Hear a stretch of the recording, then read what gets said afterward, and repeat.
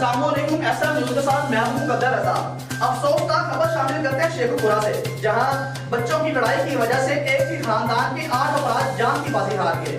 इस अफसोसनाक वाकया की अपडेट बता रहे हैं न्यूज़ एडिटर अब्दुल लतीफ शेर।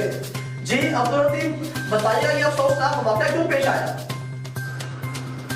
जी बिल्कुल, ये अफसोसनाक वाकया शेखुपुरा के नवाही इलाका खारियांवाला में पेश आया। यहाँ पतंगों और डोर से शुरू होने वाली लड़ाई ने 8 जानें ले ली। बच्चों की लड़ाई में तैश में आकर सूली जट ग्रुप ने खादम जट ग्रुप के 8 अफराद को कत्ल कर दिया, जबकि 3 अफराद शदीद जख्मी हो गए। सूली जट ग्रुप ने गंदम की फसल काटते हुए और फैसलाबाद रोड पर 2 जगह फायरिंग करके खादम हुसैन और इसकी बीवी, बेटे, 2 दामाद और 2 मजदूरों को कत्ल कर दिया। 8 अफराद के कत्ल की इस लर्जा खेज वारदात से इलाका में खौफो हरास फैल गया। खबर मिलते ही DPO शेखुपुरा गाजी मोहम्मद सलाहुद्दीन बारी नफरी के हमरा मौका पर पहुंच गए और लाशों को अपनी तहवील में ले लिया, जबकि रेस्क्यू टीमों ने शदीद जख्मियों को DHQ अस्पताल शेखुपुरा पहुंचा दिया।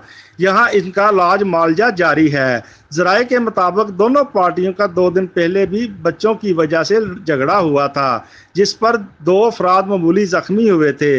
ताहम मुअज़्ज़िज़ीन इलाका ने दोनों पार्टियों में सुलह करवा दी थी, जबकि दोनों फरीकैन आपस में करीबी रिश्तेदार भी हैं। वज़ीर आला पंजाब सरदार उस्मान बुज़दार ने वाक़या का नोटिस लेते हुए RPO शेखुपुरा से रिपोर्ट तलब कर दी और मुल्ज़मान की जल्द गिरफ्तारी और मकतूलैन के वर्सा को इंसाफ की फराहमी का हुक्म जारी कर दिया। जी बहुत शुक्रिया अब्दुल लतीफ हमें अपडेट करने के लिए।